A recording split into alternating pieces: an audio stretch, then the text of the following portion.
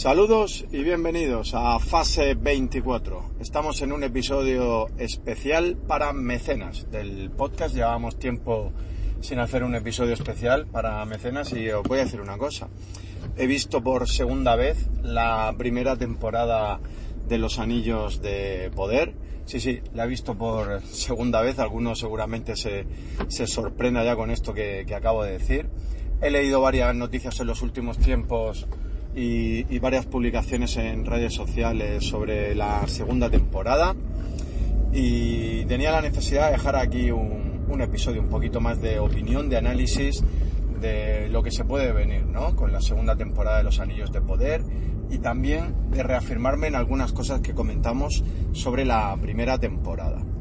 Entonces, para ir por orden, bueno, lo primero es decir que este episodio es solo para mecenas por el hecho de que, bueno, llevábamos tiempo sin sacar ninguno para vosotros y lo queríamos dejar un poco como agradecimiento, ¿no? A todos los que estáis ahí apoyando al podcast con un puntito más, ¿no? De lo que es seguirlo, darle a me gusta, escucharlo, compartirlo en redes sociales y tal, que para nosotros siempre decimos que es lo esencial, pero los que además ayudáis un poquito con esa carga que más o menos supone pues el hecho de esos gastos mínimos que tiene el podcast, de alojarlo en iVoox y luego de las cosas derivadas de los programas que utilizamos para edición, cuando hay que renovar algún micro y tal, pues esas pequeñas aportaciones que nos van llegando, la verdad es que son un mundo para nosotros y nos ayudan por lo menos a que el podcast no nos cueste el dinero, que mira, que ya con los tiempos que corren con eso es más que suficiente. Dicho esto, vamos a ver. He revisionado la primera temporada de Los Anillos de Poder. Lo he hecho con tranquilidad, tengo que decirlo. No me he pegado el atracón, ¿vale? He ido más o menos siguiendo los episodios, además viéndolos poquito a poco mientras desayunaba, en momentos así en los que estaba tranquilo, ni siquiera veía los episodios enteros, y además los he visto con la mirada muy limpia, en el sentido de que, como ya sabía lo que iba a pasar, pues ya no daba lugar a la decepción o al asombro de algunas decisiones que se tomaron de guión y tal. Y os digo una cosa, intentando además ver más las cualidades que los problemas de esa primera temporada. Y debo decir que a pesar de que mi actitud era otra respecto al primer visionado, cuando todas esas expectativas que teníamos y cuando las ganas que teníamos de que hubiera una gran serie sobre la segunda edad de la Tierra Media se nos vinieron abajo semana tras semana, pues tengo que decir que no tengo más que reafirmarme en algunas cosas e incluso en otras ir un paso más allá, ¿vale? Para mí el gran problema de esta serie sigue siendo que traiciona la esencia de Tolkien.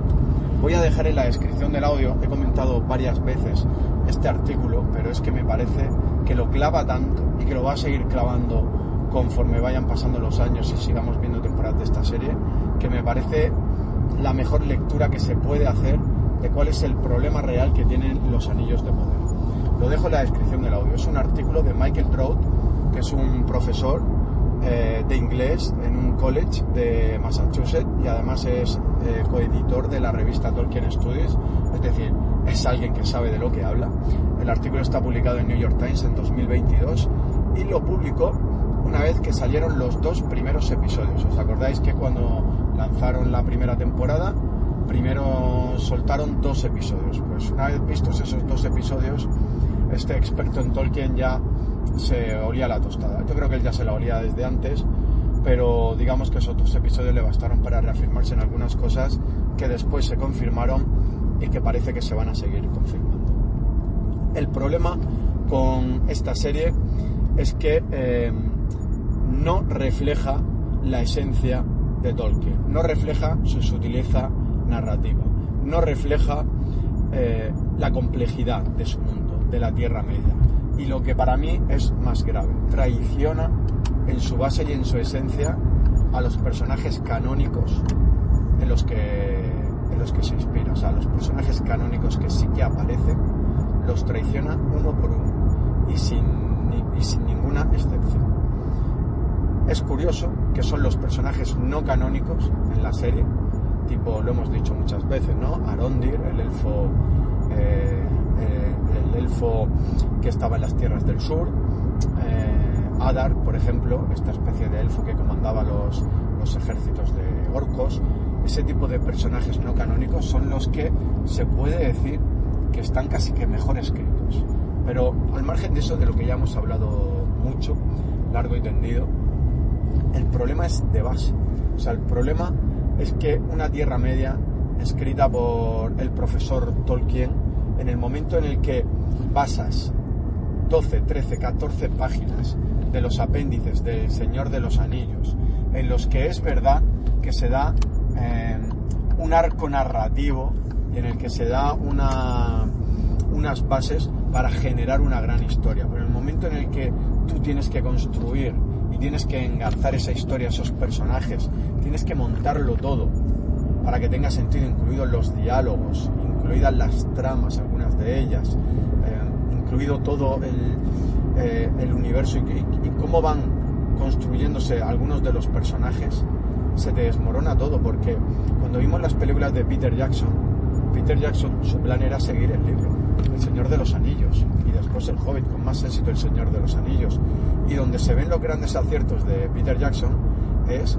donde más respeta la obra original.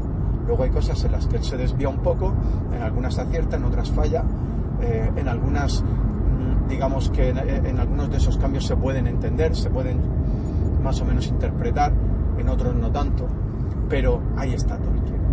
Y en El Hobbit, que se desvía mucho más, va desapareciendo Tolkien en muchos casos, y cuando desaparece Tolkien, la obra se derrumba, se difumina. ¿Por qué? Porque pasa a ser otra cosa. Yo creo que habiendo comprado esos derechos del Señor de los Anillos o pudiendo hacer una historia sobre la Tierra Media, lo mejor que podían haber hecho en Amazon es haberse inventado una historia completamente nueva, meter algún guiño de algún personaje canónico en algún momento y listo. O sea, hacer una historia de la Segunda Edad, digamos que inspirada en la Segunda Edad, pero sin necesidad de que sea la historia canónica de la creación de los anillos, de la destrucción de Númenor, del ascenso de Sauron. Es decir, porque cuando quieres hacer eso... ¿Te está gustando este episodio? Hazte fan desde el botón Apoyar del podcast de Nivos. Elige tu aportación y podrás escuchar este y el resto de sus episodios extra. Además, ayudarás a su productor a seguir creando contenido con la misma pasión y dedicación.